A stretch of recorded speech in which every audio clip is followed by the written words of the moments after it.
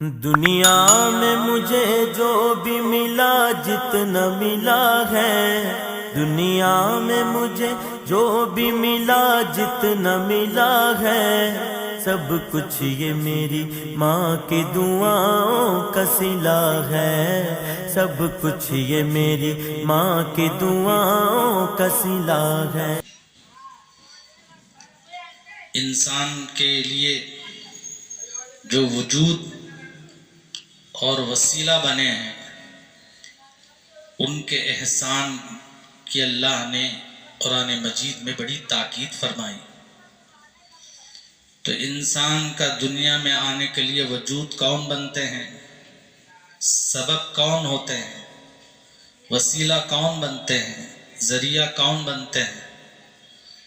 تو انسان کے دنیا میں وجود کا ذریعہ اس کے والدین ہوتے ہیں، اس کے ماں باپ ہوتے ہیں۔ میں نے شروع میں آیت شریفہ پڑھی جس میں اللہ نے فرمایا، سورہ بنی اسرائیل کی آیت ہے، وَقَضَىٰ رَبُّكَ أَلَّا تَعْبُدُوا إِلَّا إِيَّاهُ۔ بندوں کو چاہیے کہ وہ اپنے ہی رب کی عبادت کرے۔ اللہ نے اس بات کا حکم دیا، فیصلہ فرمایا۔ تو اپنی عبادت، اپنی بندگی اور اپنے سامنے جھکنے کے لیے آیت کا ایک ٹکڑا اللہ نے فرمایا، لیکن اس کے بعد جو حقوق اللہ نے دنیا میں بیان فرمائے ہیں، ان میں سب سے پہلا حق اللہ کے حق کے بعد وہ ہے والدین کا حق، ماں باپ کا حق۔ اللہ نے فرمایا، وَبِالْوَالِدَيْنِ إِحْسَانًا، اپنے والدین کے ساتھ اچھا سلوک کرو، اچھا برتاؤ کرو۔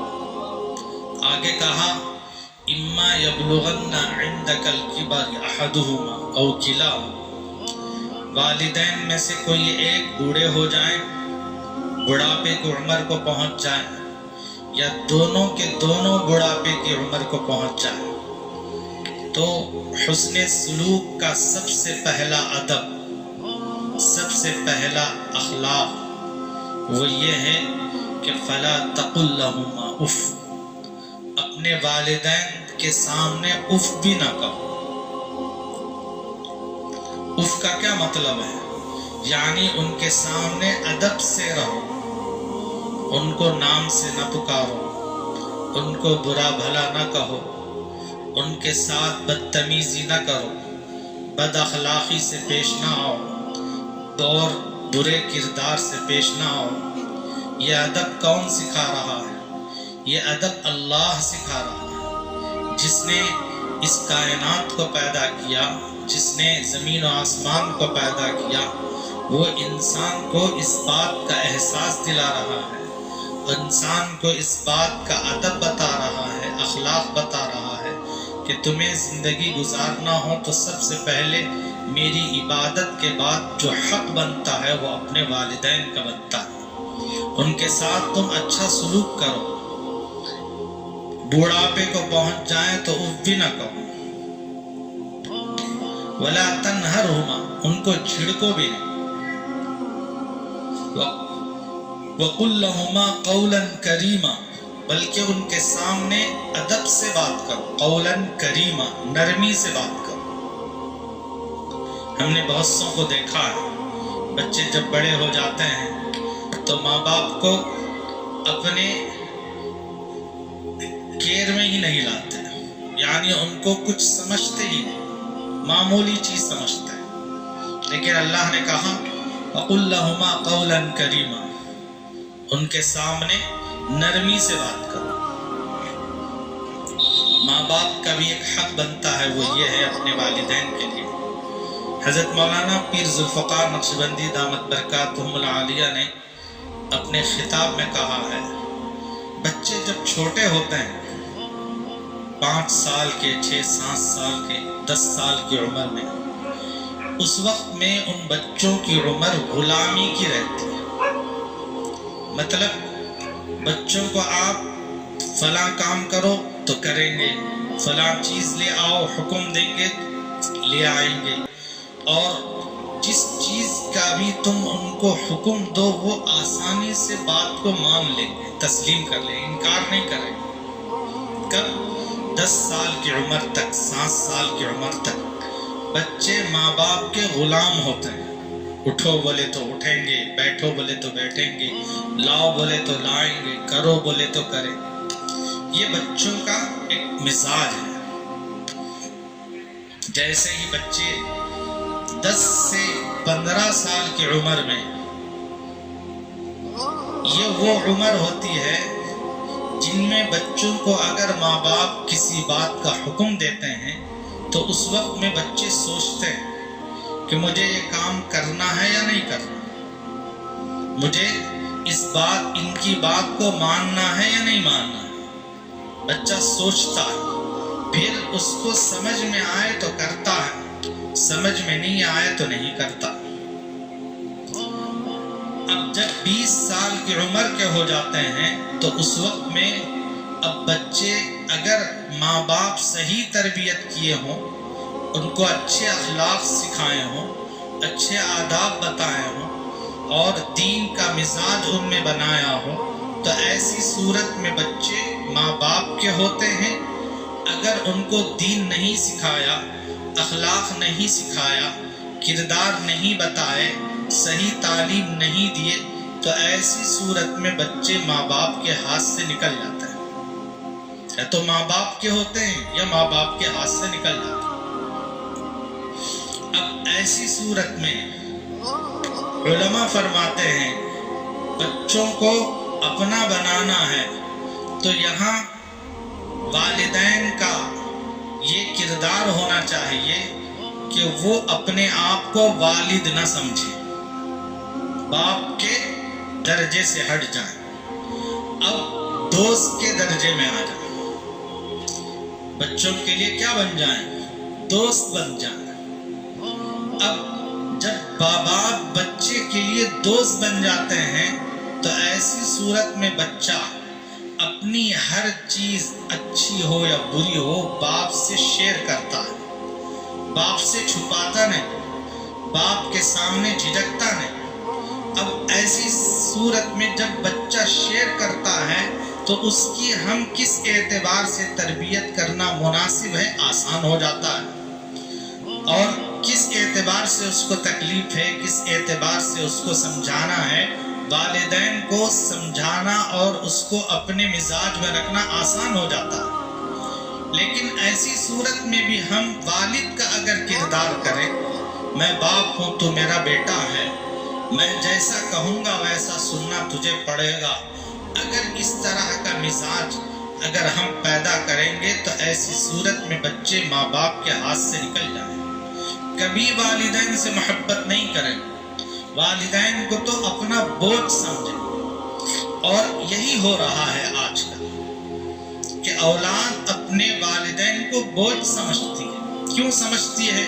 کہ والدین اپنی اولاد کے مزاج کو نہیں سمجھتے، اس کے ذہن کو نہیں سمجھتے، اس کے اندر ہونے والی جو صلاحیتیں ہیں، جو استعداد اللہ نے دی ہے، اس کو والدین نہیں سمجھتے، جس کی وجہ سے والدین کی اولاد نہیں ہوتی۔ اب ایسی صورت میں میرے دوستو وہ والدین کی اطاعت نہیں کرتے، فرما برداری نہیں کرتے، بلکہ ان کے نافرمان بن جاتے ہیں اور دور ہو جاتے ہیں۔ نقصان والدین کا بھی ہے، نقصان اس صورت میں اولاد کا بھی ہوتا ہے۔ اللہ رب العزت نے یہاں صرف اولاد کے حق میں یہ فرمایا کہ فَلَا تَقُلْ لَهُمَا اُفٍّ وَلَا تَنْهَرْهُمَا وَقُلْ لَهُمَا قَوْلًا كَرِيمًا، کہ ان کو اف بھی نہ کہو، جھڑکو بھی نہیں، اور ان کے سامنے نرمی سے بات کرو، بلکہ ایسا ادب اختیار کرو اپنے والدین کے سامنے، وَاخْفِضْ لَهُمَا جَنَاحَ الذُّلِّ، عاجزی کے پر جھکا دو۔ پر کسے ہوتے ہیں؟ پرندے کو پر ہوتے ہیں۔ پرندہ جب زمین پر اترتا ہے تو اپنے پروں کو پھیلا دیتا اور جھک جاتا ہے، اور اتنا جھک جاتا ہے زمین پر مل جاتا ہے، لیٹ جاتا ہے۔ جیسے اللہ نے مثال دے کر قرآن مجید میں اپنے والدین کے ادب اور حسن سلوک کے متعلق فرمایا وَاخْفِضْ لَهُمَا جَنَاحَ الذُّلِّ، عاجزی کے پر اپنے والدین کے سامنے بچھا دو۔ میرے اور آپ کے آقا تاجدار مدینہ محمد عربی صلی اللہ علیہ وسلم، آپ کی والدہ ماجدہ کا انتقال ہو گیا، آپ مدینہ یثرب سے آ رہے تھے، مقام ابوا ایک مقام ہے، وہاں رسول اللہ صلی اللہ علیہ وسلم کی والدہ کی قبر ہے، بی بی آمینہ رضی اللہ عنہ۔ 6 سال کے بچے ہیں، والدہ کا انتقال ہو گیا، اللہ کے نبی علیہ السلام نبی ہیں، اور اس قبر کے سامنے جا کر چمٹ جاتے ہیں اور روتے رہتے ہیں۔ مقام یہ ایسا ہے ماں کا میرے دوستوں کہ نبی بھی برداشت نہیں کر سکے، والدہ چیز یہ ایسی ہوتی ہے۔ ہم نے دیکھا ابھی حال ہی جو ملک فلسطین کے اندر چھوٹے چھوٹے جو معصوم بچے جن کے والدین ان کی آنکھوں کے سامنے جا رہے ہیں، تو ایک بچی کی ویڈیو میں نے دیکھی، اتنا دل فریب منظر، دل ٹکڑے ٹکڑے ہو گیا میرا دوست۔ دیکھ، خون کے آنسو روئے تب بھی کم کہ دنیا کتنا ظلم کر رہی ہے، کتنی ظالم ہے۔ بچی اپنے ماں کے قبر کے پاس لپٹ کر کہہ رہی ہے، اے میری امی جان، میں باحیات ہوں، تم قبر سے نکل کر آؤ، مجھے اپنے سینے سے لگا لو، میں تمہارے سینے سے چمٹنا چاہتی ہوں، مجھے سکون تمہارے سینے سے ملے گا، تمہیں چمٹنے سے ملے گا، تمہیں لپٹنے سے ملے گا۔ میں کیا کروں، تم دنیا سے مجھے چھوڑ کر چلی گئی، تم کب قبر سے نکل کر مجھے اپنے سینے سے لگا لو گی؟ یہ بچی اپنی فریاد کر رہی ہے۔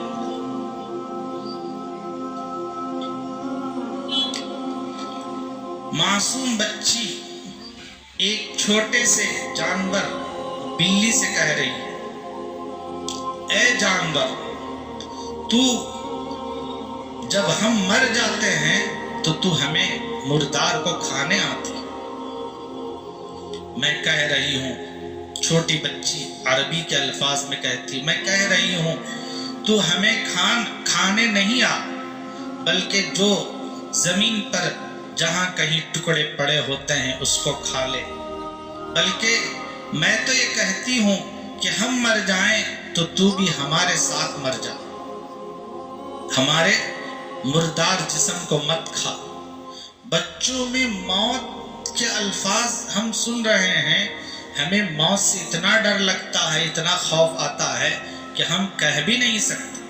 جہاں موت کا ذکر ہوگا تو وہاں سے مجلس سے اٹھ کر ہم چلے جائیں، جہاں موت کا ذکر ہوگا وہاں ہم اس مجلس سے ہی ناراض ہو جائیں۔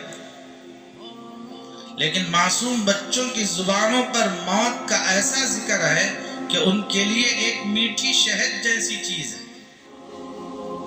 یہ ایمان کی پختگی اور یقین کی پختگی پر یہ بات پیدا ہوتی ہے میرے دوستوں۔ میں عرض کر رہا تھا، والدین ایسی نعمت ہیں، نبی علیہ السلام نے حدیث میں فرمایا، اس آدمی کی ناک خاک آلود ہو، اس آدمی کی ناک خاک آلود ہو، اس آدمی کی ناک خاک آلود ہو۔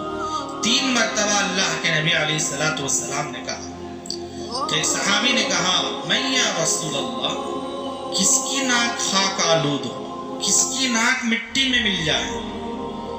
آپ نے فرمایا، من ادرک والدیہ ابویہ عند الکبر احدہما او کلاہما فلم يدخل الجنہ، جو اپنے والدین میں سے کسی ایک کو بڑھاپے کی حالت میں پائے یا دونوں کو پائے لیکن ان کے ساتھ حسن سلوک نہ کر کے اپنے آپ کو جنت کا مستحق نہ بنائے، اللہ کے نبی نے فرمایا اس کی ناک خاک آلود ہو، اس کی ناک خاک آلود ہو۔ جب تک ماں باپ زندہ رہتے ہیں، والدین اپنی اولاد کے حق میں دعائیں کرتے رہتے ہیں۔ جیسے ہی والدین والدین دنیا سے رخصت ہو جاتے ہیں تو والدین کی دعاؤں کا سلسلہ بند ہو جاتا ہے، اب کوئی سہارا نہیں رہتا۔ حضرت موسیٰ علیہ السلام اللہ سے بات کرنے جاتے تھے تو کوہ طور پر، پہاڑ پر، ہمیشہ اللہ سے بات کرتے تھے۔ ایک مرتبہ حضرت موسیٰ علیہ السلام کوہ طور پر آ رہے ہیں، اللہ نے آواز دی، اے موسیٰ اب ذرا سنبھل کر آ۔ تو موسیٰ علیہ السلام پریشان ہو گئے، اے پروردگار میں آپ سے گفتگو کرنے آ رہا ہوں، سنبھل کر آنے کی کیا بات ہے؟ تو اللہ نے کہا، اے موسیٰ جب تک تم میرے پاس آ رہے تھے اس وقت تک تمہاری ماں زندہ تھی، تم سنبھل کر آؤ یا سنبھل کر نہ آؤ تمہارے پیچھے تمہاری ماں کی دعا ہمیشہ ساتھ رہتی تھی۔ اب تم سنبھل کر اس لیے آؤ کہ تمہاری والدہ دنیا سے رخصت ہو چکی، اب تمہارے پیچھے دعا کرنے والا کوئی نہیں ہے، اس لیے اب تم سنبھل کر آؤ۔ ماں کی دعا اتنی طاقت رکھتی ہے اولاد کے لیے، اتنا پاور رکھتی ہے اولاد کے لیے۔ بعض علماء نے فرمایا کعبے کے دیوار کو اور دیوار کا جو پردہ ہے اور ملتزم جسے کعبے کا دروازہ کہتے ہیں اسے پکڑ کر دعا مانگے، کیا دعا کی قبولیت میں کوئی شک ہے میرے دوست؟ کعبہ ہے، کعبے کا دروازہ ہے، اس کا غلاف ہے، ہم پکڑ کر رو رو کر مانگ رہے ہیں، گڑ گڑا رہے ہیں، تو اس کے دعا میں کوئی شک نہیں، لیکن علماء فرماتے ہیں پھر بھی اس کی دعا کی قبولیت میں شک ہے۔ لیکن اگر کسی کی ماں موجود ہے، کسی کی ماں زندہ ہے اور وہ پریشان حال ہے، مصیبت زدہ ہے، اب اپنی مصیبت کو دور کرنا چاہتا ہے، اپنی پریشانی کو دور کرنا چاہتا ہے، ایسے شخص کو چاہیے کہ وہ کعبے کے دیوار کو، کعبے کے غلاف کو، کعبے کے دروازے کو پکڑنے کی ضرورت نہیں ہے، تو اپنے ماں کے دامن میں اپنا سر رکھ کر رو لے اور تیری ماں تیرے حق میں دعا کر دے، تیری دنیا اور آخرت کی تمام مصیبتیں دور ہو جائیں۔ لیکن آج ہم کبھی ایسا اتفاق ہوا ہے؟ کتنے لوگ ایسے ہیں جو والدین کو اپنے گھر والوں کی وجہ سے تکلیف سمجھتے ہیں؟ جس نے ہمیں پالا، ہمیں پوسا، اپنی راحت کو راحت نہیں جانا، اپنے آرام کو آرام نہیں سمجھا، وہ ہمیں سلاتی تھی اور وہ جاگتی تھی، وہ ہمیں کھلاتی تھی، خود بھوکی رہتی تھی، وہ ہماری بے چینی بے قراری پر تڑپ جاتی تھی، اور کبھی اس نے اچھا نہیں کھایا، کبھی اس نے ہمارے خاطر، کبھی اس نے ہمیں اچھا نہیں پہنا، ہمارے خاطر ہم کو پہنایا، ہم کو کھلایا، ہم کو پلایا، ہم کو پالا، ہم کو بڑا کیا۔ لیکن جب ہم بڑے ہو گئے وہ یہ چاہتی تھی کہ میرا بچہ اچھا کپڑا پہنے، اچھی غذا کھائے، اچھی روزی کمائے، یہ چاہتی تھی۔ اب بوڑھی ہو چکی، کوئی بچہ اپنی ماں کی خواہش کے خاطر، میری ماں تجھے کپڑا پہننے میں کون سا کپڑا پسند آتا ہے، کبھی اس کی پسند کے مطابق ہم نے کپڑا پہنایا، کبھی اپنی اس کی پسند کے مطابق ہم نے کوئی چیز کھلائی۔ میری ماں کو یہ چیز پسند ہے، میرے والد کو یہ چیز پسند ہے، کبھی ہم نے نہیں۔ جب اسکول کا زمانہ تھا تو بچے کیا کرتے ہیں؟ اسکول کے زمانے میں چھٹیاں ہوتی ہیں، سارے بچے گھر میں رہتے ہیں، تو اس وقت میں ماں کی ذمہ داری اور بڑھ جاتی ہے۔ اب ہر بچے کی مزاج الگ ہوتی ہے، اس کی خواہش الگ ہوتی ہے، اس کی فطرت الگ ہوتی ہے۔ اب ماں کی ذمہ داری ایسی بڑھ جاتی ہے، یہ بچی یہ کھائے گی، یہ بچہ یہ کھائے گا، یہ بچی یہ کھائے گی، یہ بچہ یہ کھائے گا، اس کے مطابق پکائے۔ اس کو کوئی چھٹی نہیں. اس کو چھٹی ملتی ہے؟ ہر ڈپارٹمنٹ کو چھٹی ملتی ہے میرے دوست. ماں ایک ایسی چیز ہے جس کو چھٹی نہیں ملتی، بلکہ ہمارے چھٹیوں کے زمانے میں اور بھی اس کے لیے کام بڑھ جاتا ہے، اولاد کا اور کام بڑھ جاتا ہے. بخار ہو تب بھی اس کو پکانا ہے، اور بیمار ہو تب بھی اس کو اپنا گھر سنبھالنا ہے، اپنے بچوں کو سنبھالنا ہے. کوئی اس کو بخار آ جائے، اس کو وہ بیمار ہو جائے، وہ سر درد میں مبتلا ہو جائے، کیا گھر میں ہمارا چولہا نہیں سلگے گا؟ کیا گھر میں ہمارا پکوان نہیں بنے گا؟ ضرور بنے گا. تو جب اتنا وہ ہمارا خیال کرتے ہیں تو کیا بات ہے. اسی لیے اللہ رب العزت نے قرآن مجید میں اپنے حق کے بعد سب سے پہلا حق اپنے والدین کا بتایا، ماں کا بتایا. ایک صحابی رسول اللہ صلی اللہ علیہ وسلم کی خدمت میں آتے ہیں اور کہتے ہیں یا رسول اللہ، حسن سلوک کے اعتبار سے میرے اوپر کس کا حق زیادہ ہے؟ ام کا. اللہ کے نبی نے فرمایا تیری ماں کا. پھر فرمایا پھر کس کا؟ اللہ کے نبی نے فرمایا ام کا، تیری والدہ کا. پھر اس نے کہا کہ پھر کس کا؟ اللہ کے نبی نے فرمایا ام کا. 3 مرتبہ کہا تمہارے ماں کا حق سب سے زیادہ ہے. چوتھی مرتبہ رسول اللہ صلی اللہ علیہ وسلم نے کہا والد کا، تیرے باپ کا. 3 مرتبہ ماں کا کہنے کے بعد چوتھی مرتبہ والدہ کا کہا. ماں جن کی زندہ ہیں وہ بہت بڑے خوش نصیب ہیں. اتنے خوش نصیب ہیں دنیا کی کوئی دولت نہ رہے، لیکن اگر کسی کے پاس ماں ہے تو اس سے بڑی دولت کوئی اور نہیں میرے دوست.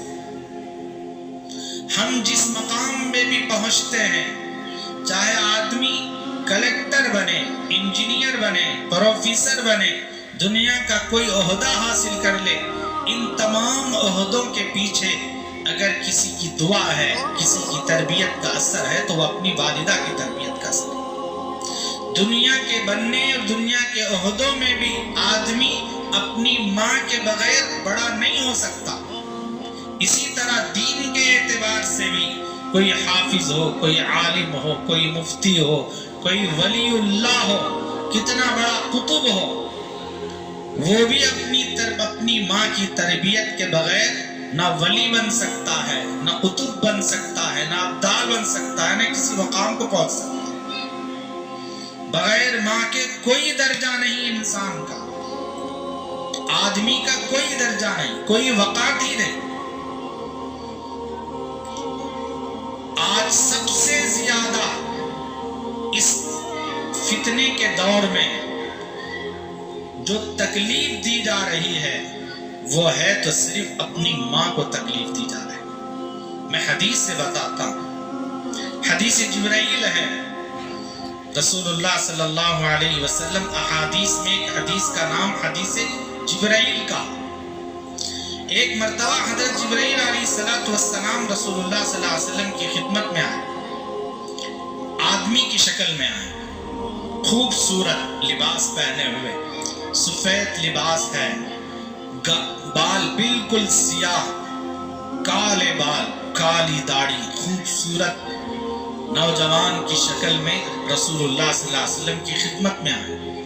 آ کر اللہ کے نبی کے جو 2 زانو ہیں اس زانو کو زانو لگا کر بیٹھ گئے. صحابہ پریشان. ہم اللہ کے نبی کی مجلس میں بیٹھتے ہیں، آپ سے گفتگو کرتے ہیں، آپ کے ساتھ ملتے جلتے ہیں، یہ کون اجنبی ہے جو آ کر اس طرح بغیر کسی اجازت کے اللہ کے نبی کے زانو سے زانو ملا کر بیٹھ گیا؟ پریشان ہو گئے. پھر بیٹھا ہی نہیں، پھر سوال کرنے لگے، کہنے لگے بتاؤ اے محمد اسلام کسے کہتے ہیں؟ رسول اللہ صلی اللہ علیہ وسلم نے ان کے سوال کا جواب دیا. اسلام کہتے ہیں اللہ کے گواہی دینا، رسول اللہ صلی اللہ علیہ وسلم کی رسالت کا اقرار کرنا، نماز، روزہ، زکوٰۃ، حج، یہ 5 چیزوں کا نام اسلام ہے. تو پھر وہ اجنبی آدمی کہتا ہے تم نے بالکل سچ کہا. پھر سوال کرتا ہے کہ مل ایمان، ایمان کیا چیز ہے؟ تو اللہ کے نبی نے اس سوال کا جواب دیا، ایمان ہے اللہ پر ایمان لانا، فرشتوں پر ایمان لانا، اس کے رسولوں پر ایمان لانا، اس کی کتابوں پر ایمان لانا، آخرت کے دن پر ایمان لانا، اچھی بری تقدیر پر ایمان لانا. اللہ کے نبی نے اس کی وضاحت فرمائی. تو پھر اس کے بعد انہوں نے کہا کہ آپ نے بالکل سچ کہا. صحابہ پریشان، کہنے لگے یہ کیسا آدمی سوال بھی خود کرتا ہے، جواب ملنے پر پھر اس جواب کی تصدیق بھی کرتا ہے، تسلیم بھی کرتا ہے، انکار نہیں کرتا. پھر کہا مل احسان، احسان کسے کہتے ہیں؟ رسول اللہ صلی اللہ علیہ وسلم نے فرمایا ان تعبد اللہ کأنک تراہ فإنہ. بچوں کو ذرا خاموش کریں. اللہ کے نبی نے فرمایا اللہ کی بندگی ایسی کرو جیسا کہ بندہ اللہ کو دیکھ رہا ہے. ہمارے اندر وہ طاقت ہے اللہ کو دیکھنے کی؟ نہیں ہے. تو احسان کہتے ہیں بندہ اللہ کو دیکھ رہا ہو، یا نہیں تو اتنا تو کم از کم ہونا چاہیے کہ اللہ بندے کو دیکھ رہا ہے. اگر یہ کیفیت اگر کسی کے اندر پائی جاتی ہے تو اللہ کے نبی نے فرمایا وہ احسان والی کیفیت ہے. پھر اس کے بعد جبرائیل علیہ السلام قیامت کے متعلق سوال کرتے ہیں، فَأَخْبِرْنِي عَنِ السَّاعَةِ، مجھے خبر دو قیامت کے بارے میں. تو اللہ کے نبی نے فرمایا جس سے سوال کیا جا رہا ہے اور جو سوال کر رہا ہے، تو سوال کرنے والے کو جتنا معلوم ہے جواب دینے والے کو بھی اتنا ہی معلوم ہے. وہ اس سے زیادہ نہیں جانتا. جتنا تم جانتے ہو اتنا میں ہی جانتا ہوں. اس لیے کہ قیامت کے بارے میں صحیح علم کس کو ہے؟ اللہ کو حاصل. لیکن اس کی نشانیاں بتاؤ، تو اللہ کے نبی علیہ السلام نے اس کی نشانی بتائی. ان نشانیوں میں سے سب سے پہلی نشانی جو قیامت کی میرے آقا صلی اللہ علیہ وسلم نے بتائی وہ یہ ہے کہ قرب قیامت کی نشانیوں میں سے ایک نشانی ایسی ہے کہ ماں اپنی آقا کو جنے گی، یعنی اپنے پالنے والے کو جنے گی ماں. مطلب یہ ہے کہ ماں اور بچی کا تعلق کیسے ہوتا ہے؟ اتنا گہرا ہوتا ہے، اتنی محبت کا ہوتا ہے، اتنے پیار کا ہوتا ہے ماں اور بیٹی کا تعلق. لیکن یہ تعلق ایسا ہو جائے گا کہ بیٹی ماں بن جائے گی، ماں بچی بن جائے گی، غلام بن جائے گی. آج یہی ہو رہا. بچیاں اپنی ماں کو حکم دیتی ہیں کہ تم فلاں کرو، تم فلاں کرو، تم کرو، میں کیوں کروں؟ حالانکہ پہلا وقت ایسا تھا کہ بچیاں اپنی ماں کے اشاروں کو سمجھ جاتی تھی، میری ماں کیا چاہ رہی ہے، مجھے کیا کرنا. اپنے اشاروں کو سمجھ جاتی تھی اور اشاروں پر کام کرتی تھی. ماں کے صرف اشارے سے چلا کرتی تھی. میری ماں اس چیز کی تکلیف نہ ہو، اس چیز کا اسے دکھ نہ ہو، اس چیز کا اسے درد نہ ہو. ایسا ہوا کرتا تھا. لیکن نوبت آج کے اس دور میں ایسی آ گئی جو رسول اللہ صلی اللہ علیہ وسلم نے بالکل صحیح فرمایا قرب قیامت میں ایسا ہوگا ماں کو اولاد حکم دے گی اور نچائے گی. اللہ معاف فرمائے. ہمارے گھروں میں اگر ایسا ہے تو اپنی بچیوں کو صحیح تربیت دو میرے دوستوں، اچھے اخلاق سکھاؤ، اپنی والدہ کے مطیع و فرما بردار بناؤ. یہ بچوں کو خاموش کرو بھائی، خاموش کرو بچوں کو.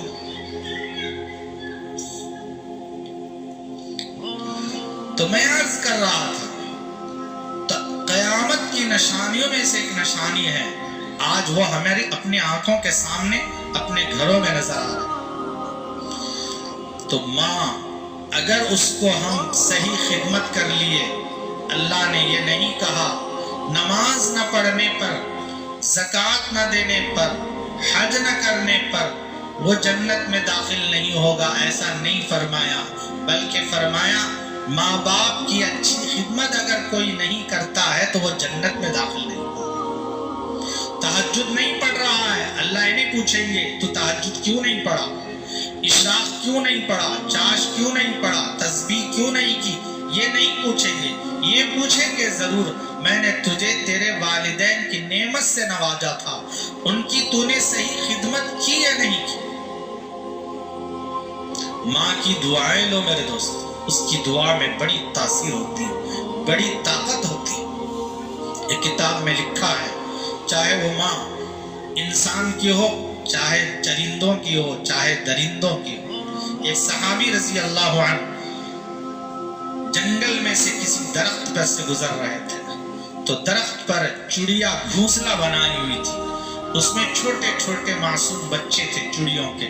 तो एक उनको वो बहुत प्यारी लगी, घोंसले में से उन चिड़ियों को निकाल कर अपने हाथ पर रखकर वो चलने लगी। तो जो उसकी माँ है वो आई, घोंसले में झांका तो देखा बच्चे नहीं हैं। तो ये जो आदमी जा रहा था उसमें से आवाज आ रही थी बच्चे की। तो वो सहाबी उनको मालूम नहीं था, उनको तो ये चीज बहुत अच्छी नजर आ रही थी। वो चिड़िया अब इधर इधर घूमते रही, बल्कि उस सहाबी के चक्कर लगाती रही। उनको समझ में आए फिर जाकर रख दे, ऐसा कर सकते हैं वो सोचकर उस सहाबी के चक्कर लगाती रही, लेकिन उन्होंने नहीं सोचा। फिर वो रसूलुल्लाह सल्लल्लाहु अलैहि वसल्लम की खिदमत में आ गए चिड़ियों को लेकर। तो जो माँ थी वो चक्कर लगाना बंद कर दी, बल्कि उनके कंधे पर आकर बैठ गई। अल्लाह के नबी की खिदमत में इसी हालत में आए, अल्लाह के नबी की खिदमत में पहुंचकर उन चिड़ियों को पेश किया। फरमाया, कहने लगे या रसूल अल्लाह ये चीज मुझे बहुत पसंद आई तो मैं घोंसलों से लेकर आया। तो यहाँ चिड़िया बैठी हुई थी कंधे पर। अल्लाह के नबी ने इस चिड़िया को देखकर फरमाया, ऐ मेरे भाई, ये अपने बच्चों को छोड़कर रहना नहीं चाहती।